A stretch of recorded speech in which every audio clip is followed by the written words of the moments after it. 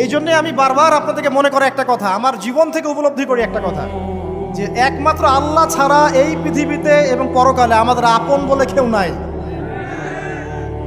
বাকি সবাই সবার স্বার্থের জন্য আছে। মানুষ মানুষের অবস্থানকেই মূল্যায়ন করে, মানুষ মানুষের অবস্থানকেই মূল্যায়ন করে। আল্লাহ রাব্বুল আলামিন আপনার ভিতরটাকে ভালোবাসেন। দেখেন, আপনি যখন নামাজ পড়েন নাই, আল্লাহ পাক কিন্তু আপনাকে ধ্বংস করে দেন নাই।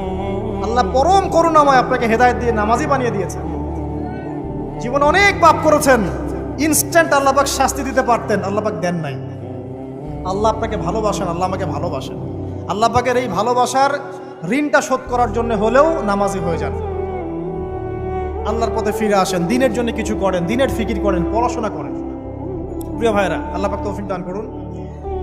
দেখুন, এই রিবা থেকে দূরে থাকার জন্য একটা হাদিস যথেষ্ট, যে 4 শ্রেণীর মানুষকে আল্লাহ